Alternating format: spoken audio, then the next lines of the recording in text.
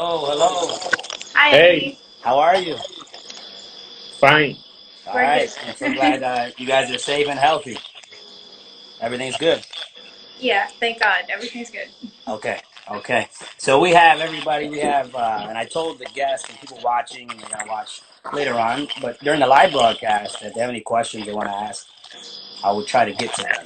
So I appreciate you guys joining us today on the Sunday sit down. So we have Adrian Martinez, professional boxer. We have Ariana Pagan joining us, his wife, and she's going to translate for us today for Adrian. And then also she's going to chime in on her career as well. They are both professional boxers, part of Team La Perla. Um, we have Adrian who just turned pro, I want to say 2018. Is that correct, Adrian? Año debutaste profesional. Yes, 2018. 2018, yeah. Awesome, awesome. And Ariana, obviously, you're in the last year. Is that correct as well? Turning pro Yeah. in boxing. Yeah, I'm a pro boxer as of March 2019. Okay. And then amateur, obviously, in mixed martial arts, and you've done some kickboxing as well in the amateur Yeah, range. That's yeah. awesome. So, as we share with those tuning in and people who are going to watch later, and we'll go back and forth. So, if you guys can follow us, we'll go back and forth with Adrian and Ariana. Excuse me. So, we'll start with Adrian first. Adrian, introduce yourself to everyone, where you were born, and some of your background coming up.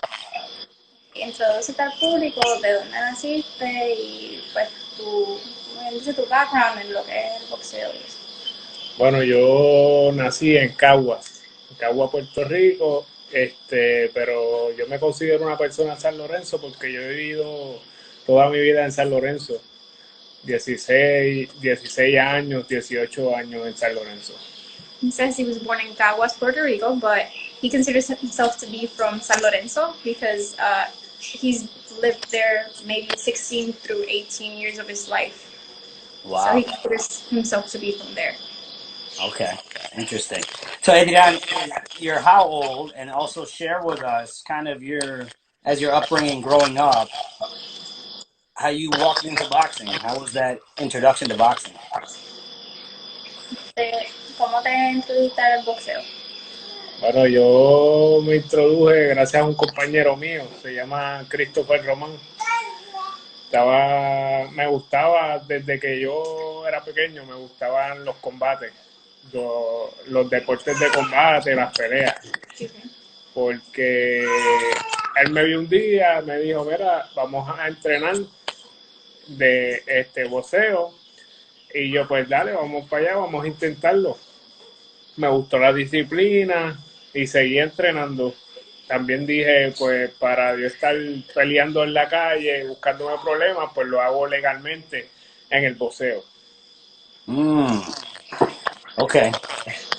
So basically, he got introduced by his friend Christopher Roman, who he's basically grew up with, and since he was little, he used to like to fight, and so he's always like that, and he's always like watching fights. But he decided to take on the sport instead of fighting on the street and getting in trouble and whatnot. So he decided to take on the sport instead. Interesting.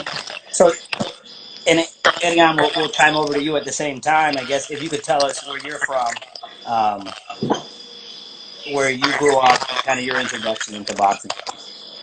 Well, I was born in San Juan, in the capital, but I was raised in Canovanas, Puerto Rico. Basically, I've been introducing myself through Ultimate Fighter DVD. I watched the whole thing, and I thought I could train for fun, and I just never stopped. It was actually the season that Ronda Rousey was in, so I was like really hyped because I'm like, oh, she's a girl, she can do that, and so then I started training, and I never stopped, basically. So how old were you at that time? I was 15 years old. Okay. And you're how old now? I'm 21. Desde que yo llevo en el deporte, yo no he tenido, desde que yo me introduje en el boxeo, ni un problema desde que yo comencé. Yeah, en el deporte. he said he's never had any problems since he started boxing and started in the sport industry ever since. That's interesting. Talk to us, Adrian, about your transition from learning the sport of boxing into going your first experience in a gym and kind of the people you worked with when you started learning about boxing and actually getting in the ring. ¿Cómo fue tu transición de el aprender sobre el boxeo a la primera vez que fuiste o sea, te trepaste en un ring? Bueno, fue diferente, fue emocionante. Siempre los nervios te consumen, pero tú quieres dar lo mejor de ti y no quieres que nadie te quite ese momento. Tú solo quieres ganar. Aunque tuve mi primera derrota, la primera vez que me subí al ring, por nocaut técnico, porque fue en un torneo nacional de Puerto Rico. Peleé con el subcampeón nacional en ese entonces, que le decían el biónico, y me pararon el combate, pero eso me hizo motivarme más y seguir. So basically he's saying that the first time nerves consume you, but it's very exciting to take that first step, and you're always going to be nervous in your first fight. He said he lost via TKO, right?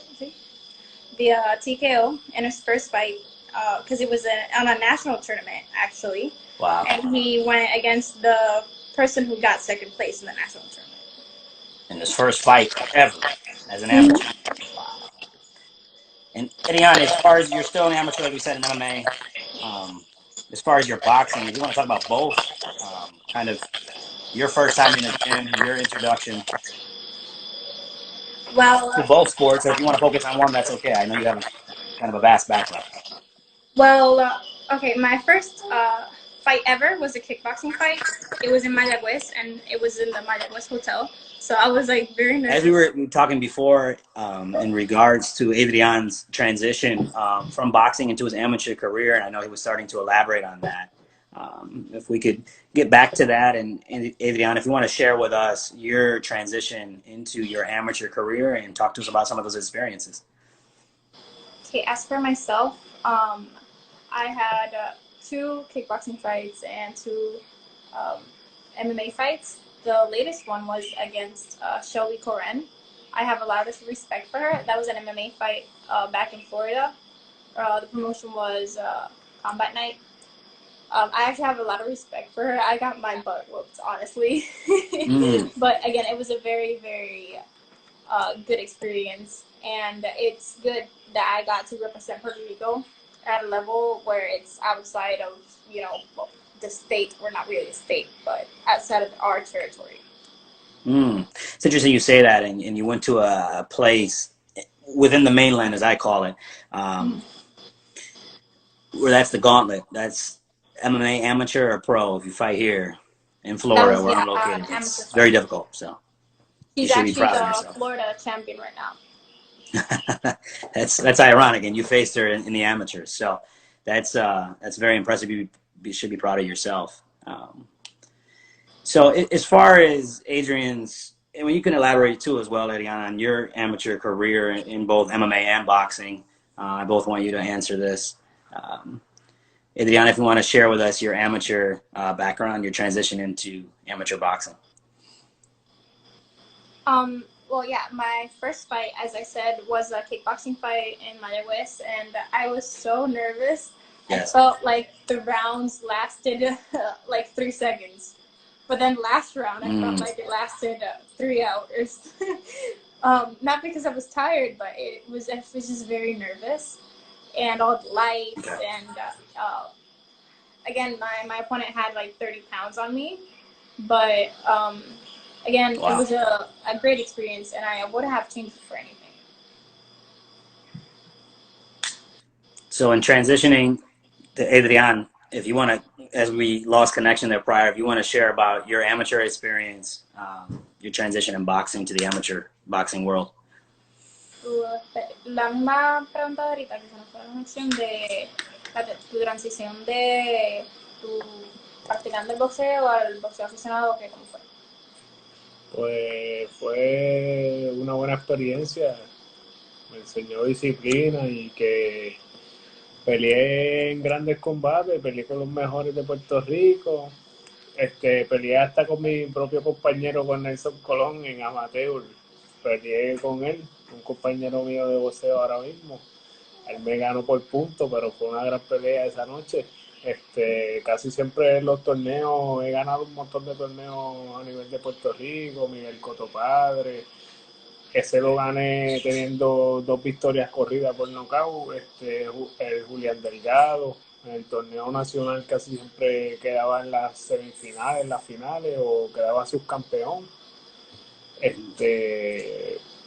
Y muchos torneos, como mi hermano también boxeaba, a veces él quedaba campeón, yo quedaba subcampeón, o yo quedaba campeón, él quedaba subcampeón porque no podíamos pelear.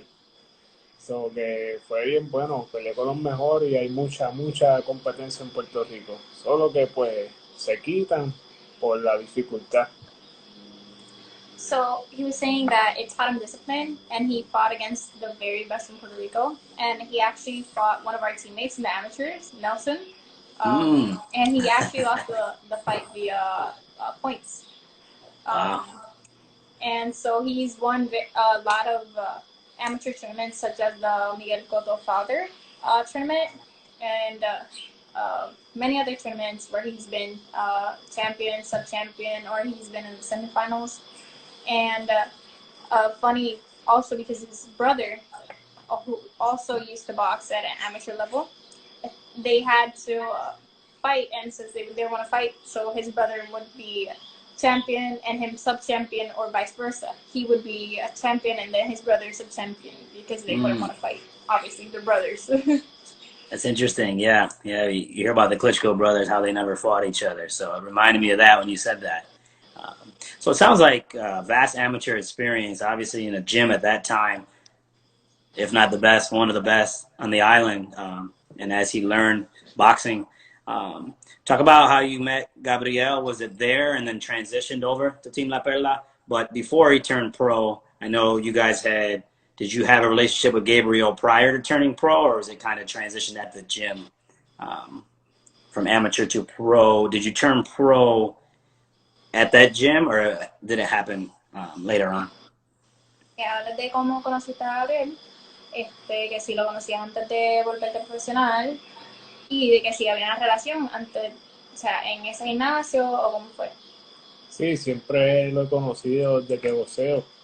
Por como ya había dicho antes en la entrevista que se interrumpió, pues como desde que yo entrenaba en San Lorenzo ya yo lo conocía, porque ya que Gabriel trabajaba en Bairoa y Evangelista era el tío del que me entrenaba y él nos llevaba hacia allá. So que siempre he entrenado con él desde que empecé en el boxeo. Entonces cuando cerraron el gimnasio en San Lorenzo, después estuve en Bairoa todo el tiempo, varios años. Decidí desde que abrieron el gimnasio de La Perla, como tuve problemas con algunos compañeros en Bairoa, no problemas conmigo, sino con mi hermano, pues yo decidí, por evitar irme, hablé con Gabriel y Gabriel pues me recibió. De hecho, no estaba abierto todavía el gimnasio de La Perla. Empecé en el gimnasio con un compañero que nos estaba ayudando, que era Jorge, Georgie, le dicen Georgie, Jorge Contreras, en Vida Una, en Cupey. Y ahí pues seguí, y hasta que hicieron el gimnasio de La Perla, y estamos ahí hasta que Dios diga, y seguimos para adelante. So he'd always known Gabriel since he was in his very first boxing gym, because when he was in that boxing gym, they used to go over to Bairoa and spar, and that's where Gabriel worked as a coach also.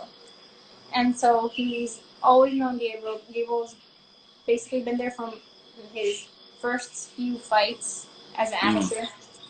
And basically, so when he left Bairoa to go train with Gabriel, the gym was built yet.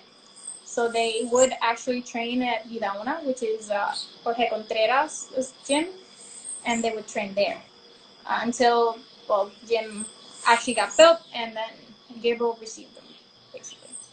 So he transitioned from that gym, continue with Gabriel, and move forward in his amateur career.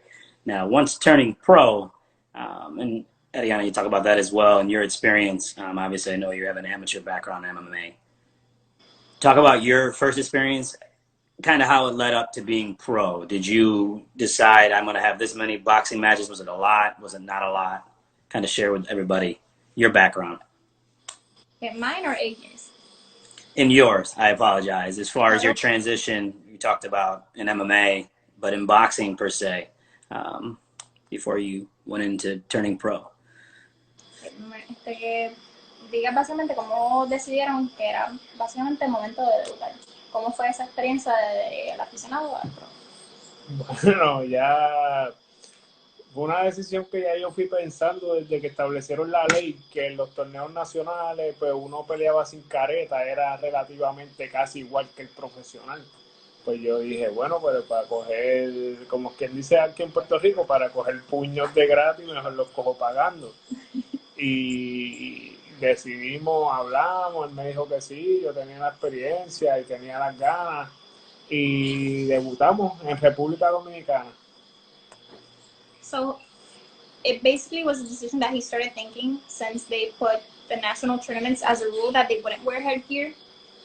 So basically he thought, well, if I'm going to get punched in the head and face, I might as well do it for money. So that's basically what happened, and he had his first pro fight in the Dominican Republic. Yeah, and I was looking at Adrian, and we continue with Adrian. Didn't have his first fight in PR until his fourth fight in. Is that correct? Que sí es correcto que nunca tuviste una pelea en Puerto Rico, ni profesional, hasta como tu cuarta pelea. Sí, es cierto. Siempre peleaba allá en Estados Unidos y siempre se me hacía difícil también. Algunas personas no querían pelear o a veces se quitaban y estaba buscando pelear allá afuera. Hasta que después que tuve mi derrota fue que pude pelear en Puerto Rico.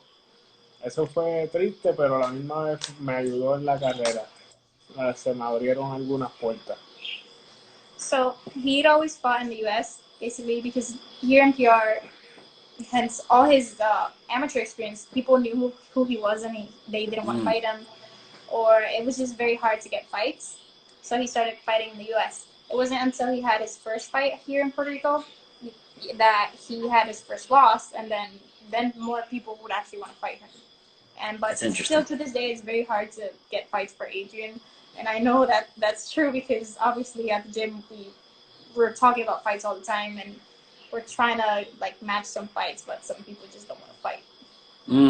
Interesting. Yeah, I saw makes his pro debut in Dominican Republic. Talk to us about, Adrian, your experience in your first pro fight, leading up to it, kind of your emotions, your feelings, and just sharing the process of that with us. Habla de tu experiencia como tu primera pelea profesional en la República Dominicana, cómo fue tu preparación, cómo te sentiste en ese momento que debutaste. Bueno, ahí me preparé súper bien. Yo decía que no se podía perder, era la primera, estábamos un poco nerviosos, tuve algunos problemas personales, pero eso no me detuvo, tuve problemas personales, me enfermé, Gabriel me dijo, mira, si no quieres coger la pelea, pues no la cojas porque tenía fiebre y que es en el tiempo de la pelea, y yo dije, no, ya nosotros planificamos esto, vamos a pelear, y peleé como quiera, tenía un poco de catarro, un poco de fiebre, pero dije, vamos para adelante, peleé con un tipo muy fuerte, era bien fuerte el dominicano, era fuerte, me dio golpes buenos, pero en el tercer round él se quitó, él abandonó el combate. Yo seguí presionando y él la abandonó. So for his very first pro fight, he's saying that he had a very good camp. His preparation was very good, but he had a lot of personal problems, and he was actually sick the week of the fight, and while he was fighting, he actually had a fever. And I'm adding to this, but I remember that Gabriel told us once at the gym that when he was taking out his mouthpiece, he's never stuck his hand into someone's mouth and it being so hot. And yes.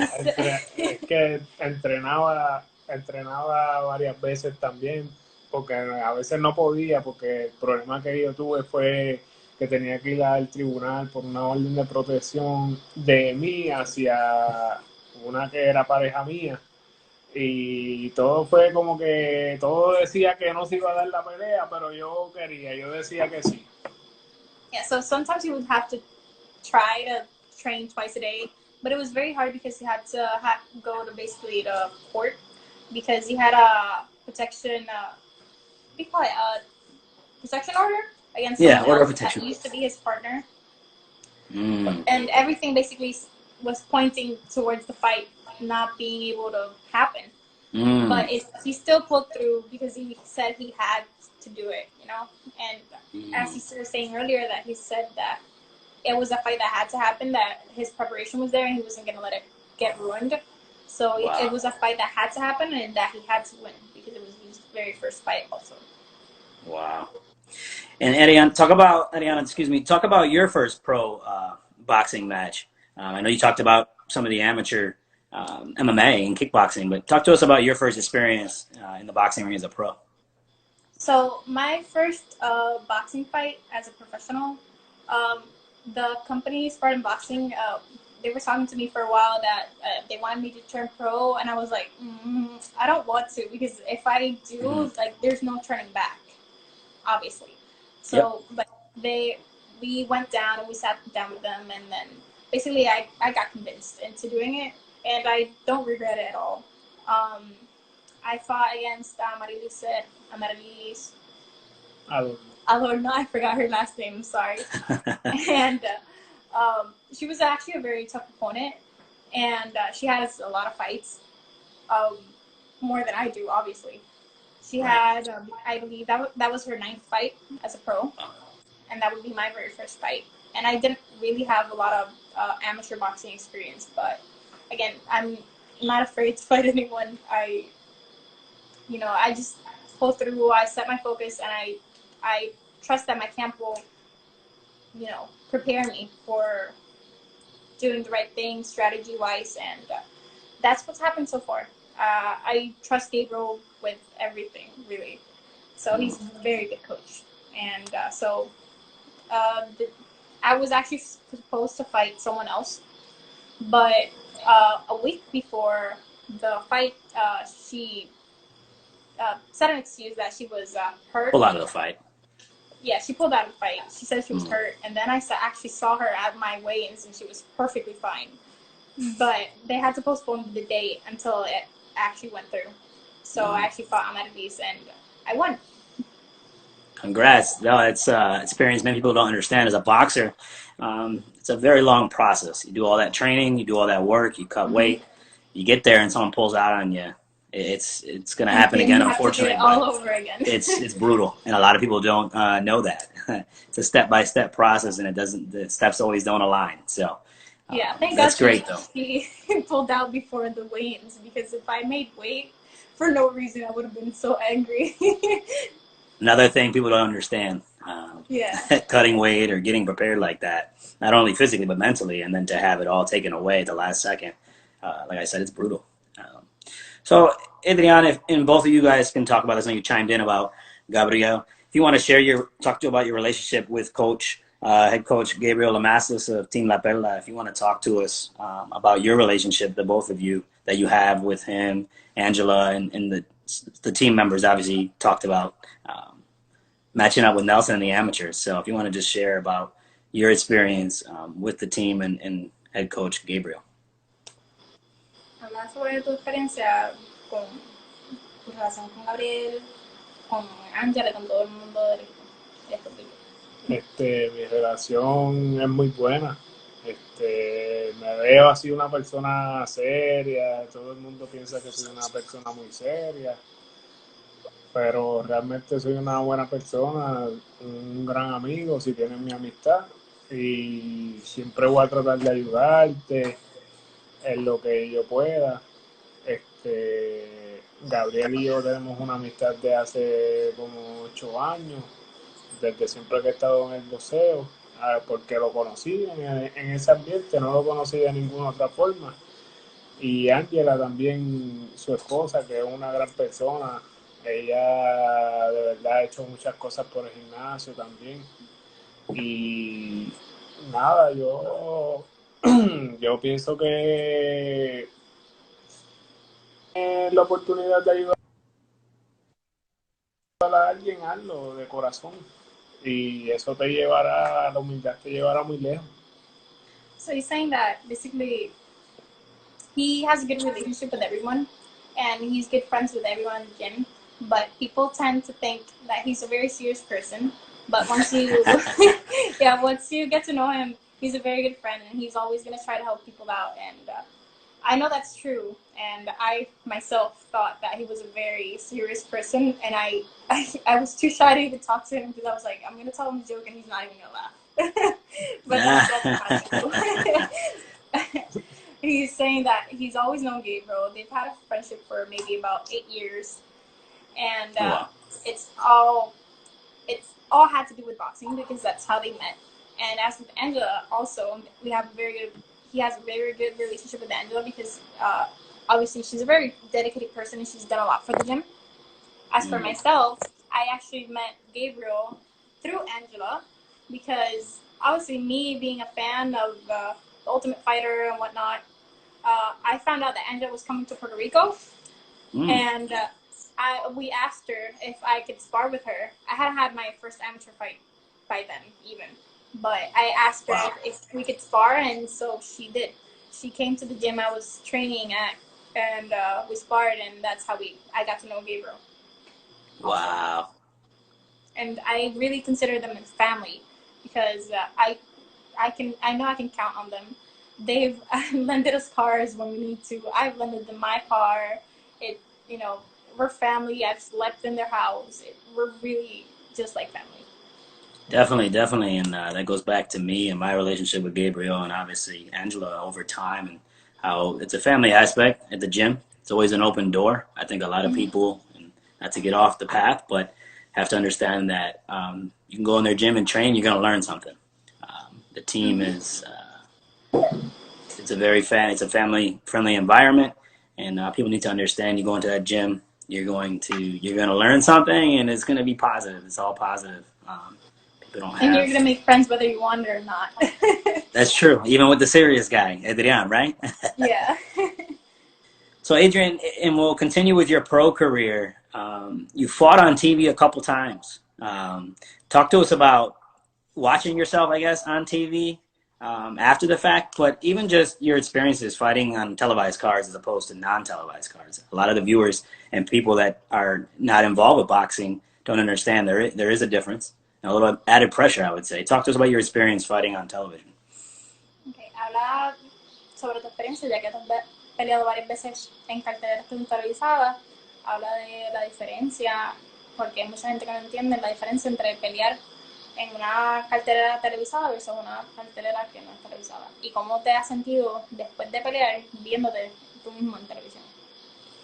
Es importante porque tú dices, quiero quedar bien con mi gente, quiero lucir bien, no les quiero quedar mal, porque, ¿me entiendes? No quieres dañar tu imagen o lo que sea, quieres ver que tu trabajo se haya hecho bien, porque uno trabaja bien fuerte para dar esas peleas, dar esos espectáculos.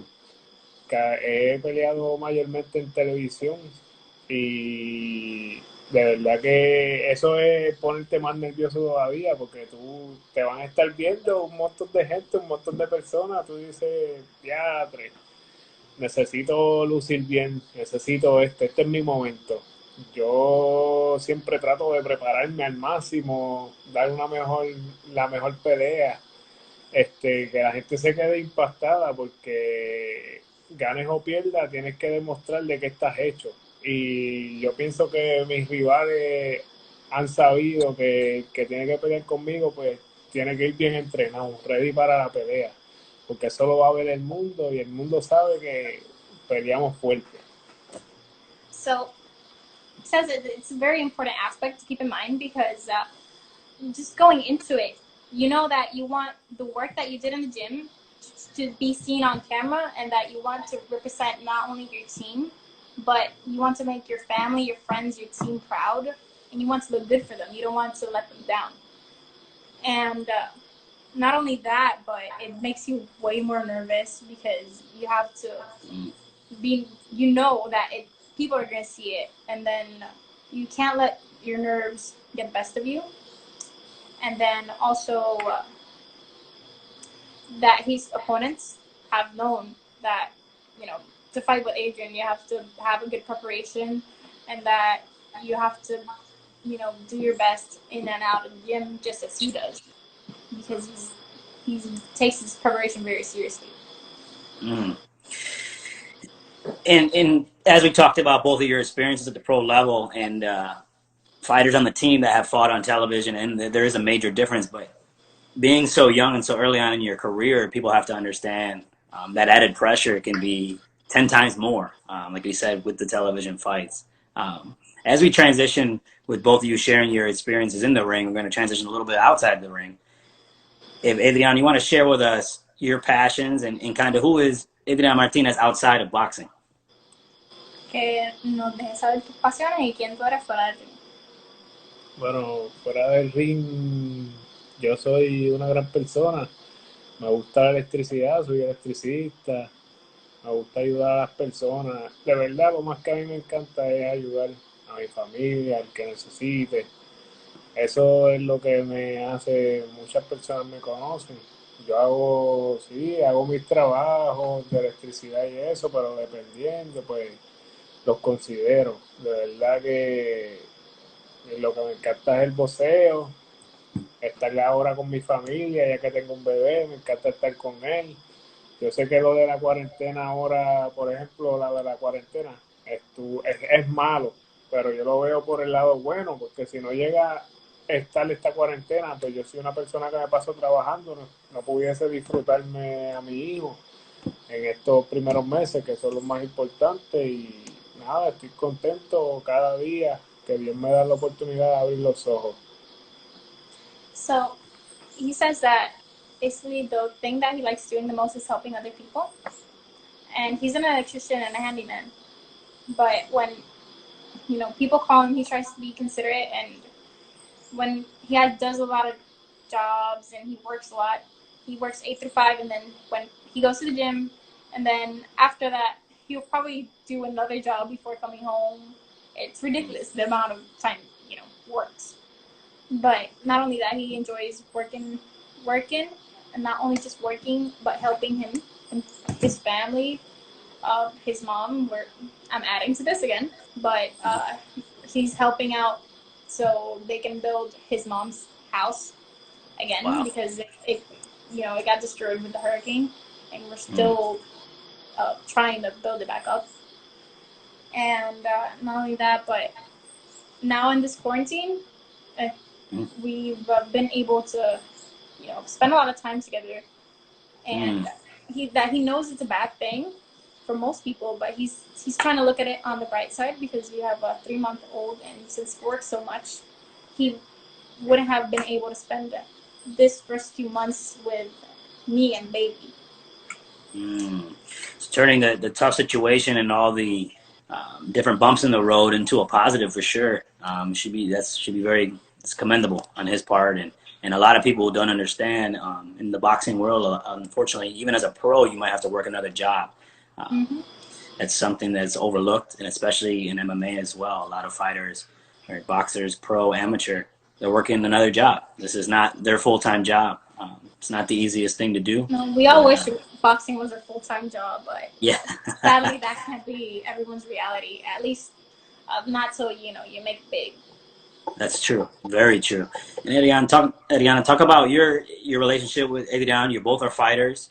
You're both new parents. Talk to us. Who are you outside of the ring? What are some of your passions and interests outside of boxing? Outside of the ring, I'm actually starting to become a teacher. I want to become a preschool teacher because I just love kids, and I love helping also, and I love teaching. I love little kids. I just love kids. I think they're the most pure thing, and if I can impact them in a positive way, I know we can get a better society tomorrow.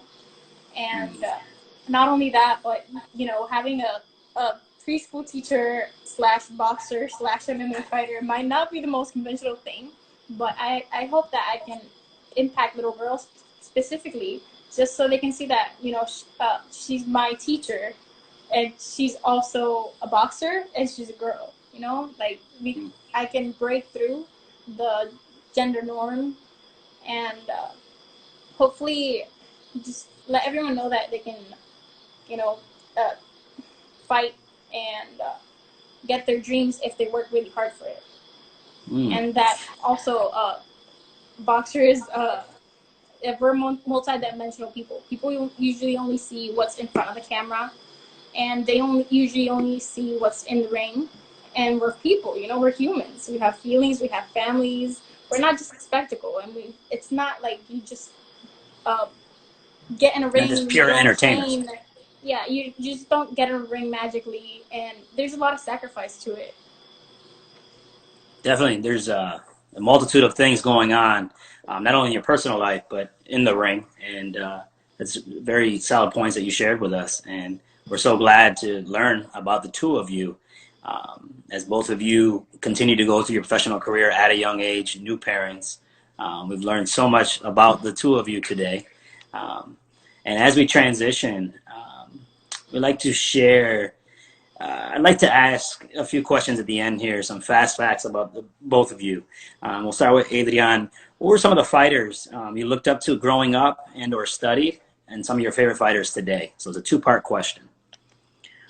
¿Cuáles son algunos de los peleadores que tú veías creciendo que admirabas y cuáles son los que estás viendo ahora que admiras? Realmente mi peleador, el más que admiro es Miguel Cotto. Miguel Cotto para mí es el boxeador más completo de Puerto Rico, por eso es que me gusta mucho él como peleador, porque es completo. Si él quiere pelear, va y pelea; si quiere boxear, boxea un poco; es ambidiestro.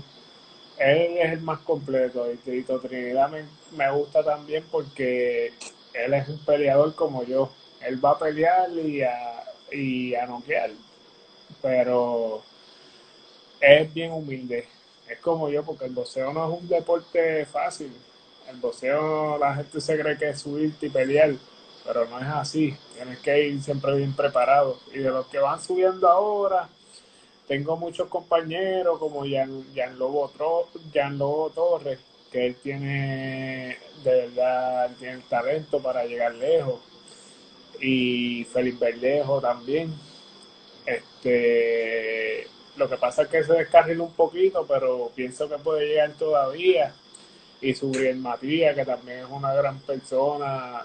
Le estoy hablando de mi peso porque son la mayoría de los que yo hago sparring y guanteo con ellos. Subriel Matías también es una gran persona y creo que puede llegar a ser campeón mundial, que eso también es lo que yo espero, ser campeón mundial, es lo que anhelo. No se dejen llevar por mis récords. Because he's one of Puerto Rico's basically most complete fighters. If he wanted to box, he would box. If he could be southpaw, he could be orthodox. He could go in and knock people out. So he really looked up to him. As for Tito Trinidad also, because he was a champion, he would go there, he would fight, he would knock people out, but then out of the ring, he would be very humble. As for the people that are coming up now, he looks up to like people in his weight class, such as Dan Carlos Lobo Torres and Subriel Matias and Felix Verdejo. And we all know that Felix Verdejo, he got like a little sidetracked in his career, but you know, he got his focus back and now he's doing good again. And just as for for Subriel Matias, that he's someone that he believes that could be world champion, and I believe that also. But not only that, but he wants to be a world champion also. But we believe not only just in ourselves, but from other people on the island. It's very important to support people. And as for someone else that he looks up to, is just one of our teammates, is Nelson Colon. It's awesome. And for yourself? For myself, Miguel Cotto. Also, I remember as a kid, everyone would gather up to watch the fights. Every time he would fight, it would be like this huge thing right in front of our house. I used to live behind a mall. So they would put up this huge screen, and everyone would bring tables and chairs, and it was crazy. Like everyone in Canóvanas would just, okay, Miguel Cotto's fighting, we have to go watch him. Yeah. So that impacted me growing up. And as far as MMA goes, well, I used to look up a lot up to Joanna Jędrzejczyk, but I saw that she wasn't very humble lately, and then she paid for it basically, which is sad, but but I enjoy watching her fight because she has a very traditional kind of Muay Thai style that you can apply for MMA, and I enjoy watching that. As for boxing, right now I look up a lot to Bimbito, which is our 105 world champion. I look up to the way he fights because he's very intelligent. He's always moving. He has great defense, and he's a southpaw just like I am. So that's the only current Puerto Rican world champion right now at 105. And I was off by saying the comments in Nelson's interview. We forget about the little guys. There's certain divisions that at 100, below featherweight, at 126 and below, a lot of times we forget. Bantamweight, that was the one that came to mind. Emmanuel Rodriguez was the last IBF world champion at that point and lost that a year and change ago. Prior to that, I forget about the little strawweight guys, and that's my apology. So I'm glad you said that. And he's a very, very humble guy, and he works so hard. I don't know him that close, but I do know him, and I look up to his work ethic and the way he fights. So I think he's very deserving of being a world champion just because of the pure dedication that he has to the sport. That's amazing. That's amazing. I'm glad you're sharing that information, and that's, like I said, it's my wrongdoing mentioning that we didn't have a current world champion. We do. It's at 105 pounds. It's kind of the nomad division, but it's a division nonetheless, and he should be very proud to represent Puerto Rico as a world champion. So I'm glad you shared that information, and it gives people a positive moving forward and understanding that anybody, no matter what weight class, and that we all can move forward in a good direction and be a world champion one day. And as we wrap up, in a couple of years. As we wrap up, favorite place that both of you either want to visit together, or if you have a favorite place in mind that you've always wanted to visit, if you want to share that with us. Bueno, es una buena pregunta. Yo he viajado mucho gracias al boxeo. Me gustaría visitar Tailandia, me gustaría ir para allá, que tiene sitios muy bonitos.